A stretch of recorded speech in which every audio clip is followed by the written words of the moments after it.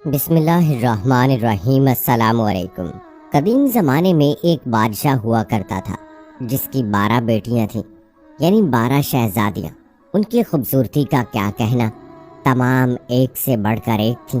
بادشاہ نے ان کی شادی کا فیصلہ کر لیا، لیکن راجا کو ایک ایسے راز کا پتہ چلا جو کہ حیران کر دینے والا تھا۔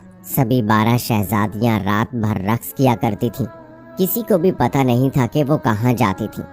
بادشاہ نہایت پریشان ہو گیا۔ اس نے قلعے کے سارے دروازے بند کروا دیے تاکہ شہزادیاں باہر نہ جا سکیں، لیکن اس کی تمام کوششیں ناکام ہو گئیں، کیونکہ اس نے دیکھا کہ ان کے جوتوں میں چھید ہو گیا تھا۔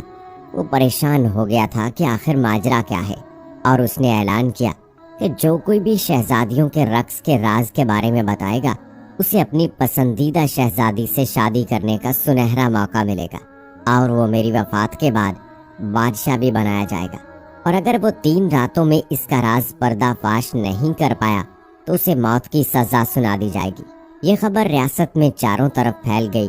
ایک شہزادہ آ گیا جو رقص کے راز کا پتہ لگانا چاہتا تھا۔ جناب علی، میں آپ کے پڑوسی ریاست کا شہزادہ ہوں، اور میں یہاں شہزادیوں کے رقص کا راز پتہ لگانے آیا ہوں۔ بادشاہ نے اس کا استقبال کیا۔ رات کا کھانا کھا کر سحر ہونے کے بعد اسے سونے کے لیے ایک عالی شان کمرہ دے دیا گیا۔ یہ کمرہ شہزادیوں کے کمرے کے پاس ہی تھا۔ اس کا پلنگ ایسے تھا کہ وہ رات بھر ان پر نظر رکھ سکے اور پتہ لگائے کہ وہ رقص کرنے کے لیے کس جگہ پر جاتی ہیں۔ شہزادیوں کے کمرے کا دروازہ کھلا رکھا گیا تھا۔ شہزادہ اپنے کمرے میں تھا، تب 2 شہزادیاں آئیں اور انہوں نے اسے شربت کا گلاس نوش فرمانے دیا۔ شہزادے نے شربت نوش فرما لیا اور شہزادیوں کی حرکت پر نظر رکھنے لگا۔ کچھ دیر وہ بیٹھا رہا، لیکن اس کا سر بھاری ہونے لگا۔ وہ سو گیا۔ پھر صبح اٹھتے ہی دیکھا کہ شہزادیاں رقص کر کے واپس آ گئی تھیں۔ یہ سلسلہ کچھ اور رات برقرار رہا، اور چوتھے دن جب فیصلے کی گھڑی آئی تو شہزادے کے پاس کوئی جواب نہ تھا۔ بادشاہ نے بڑی بے رحمی سے اسے موت کی سزا سنائی۔ اس کے بعد کئی لوگوں نے اپنی تقدیر آزمائی، مگر وہ اپنی کوششوں میں ناکام رہے، اور ان کو بھی بادشاہ نے موت کے گھاٹ اتار دیا۔ بادشاہ بھی ان کو سزائے موت دے کر خوش نہیں تھا، اور اسے اس بات کا دکھ بھی تھا کہ کوئی بھی شہزادیوں کے رقص کا راز پتہ نہیں لگا پایا۔ اس ملک میں ایک سپاہی بھی تھا جو زخمی ہو جانے کی وجہ سے اپنا کام چھوڑ کر واپس آیا تھا۔ اب اس کے پاس کوئی کام نہیں تھا، اس لیے وہ بادشاہ کی ریاست کی طرف چل پڑا۔ راستے میں اسے ایک ضعیفہ خاتون ملی۔ اس نے اس کی مدد کی۔ اس ضعیفہ خاتون نے اس کا شکریہ ادا کیا اور پوچھا، تم کہاں جا رہے ہو؟ مجھے پتہ نہیں، میں سوچ رہا تھا کہ میں بادشاہ کے شہر جاؤں ان شہزادیوں کے لیے۔ میں آپ کا مطلب نہیں سمجھا۔ کیا تمہیں بادشاہ کے اعلان کے بارے میں نہیں پتہ؟ وہاں میں نے سنا ہے، لیکن مطلب سے گیا تو مجھے اپنی قیمتی جان گنوانی پڑے گی، جیسے باقی لوگوں نے اس کوشش میں گنوا دی۔ تم بس وہ شربت نہیں پینا جو وہ سونے سے پہلے دیتی ہے، صرف سونے کا ناٹک کرنا۔ ضعیفہ خاتون نے اسے ایک شناخت دی اور کہا کہ تم اسے پیو گے تو آنکھوں سے اوجھل ہو جاؤ گے، ایسے تم 12 شہزادیوں کا پیچھا کر سکتے ہو۔ سپاہی ضعیفہ خاتون کا تہہ دل سے شکر گزار ہوا اور بادشاہ کے قلعے کی طرف چل پڑا۔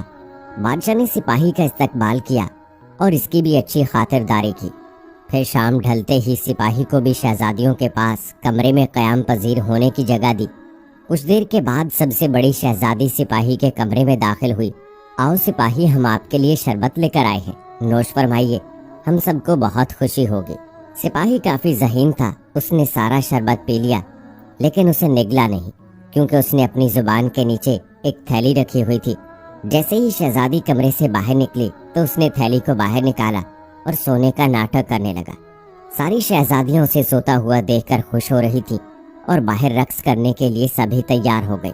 جیسے ہی وہ آگے بڑھیں تو سب سے بڑی شہزادی نے اپنے پلنگ پر تختی ماری، جو جھٹ سے زمین دوش ہو گیا، اور پھر ایک کے بعد ایک ساری اس خفیہ جگہ سے نیچے اتری۔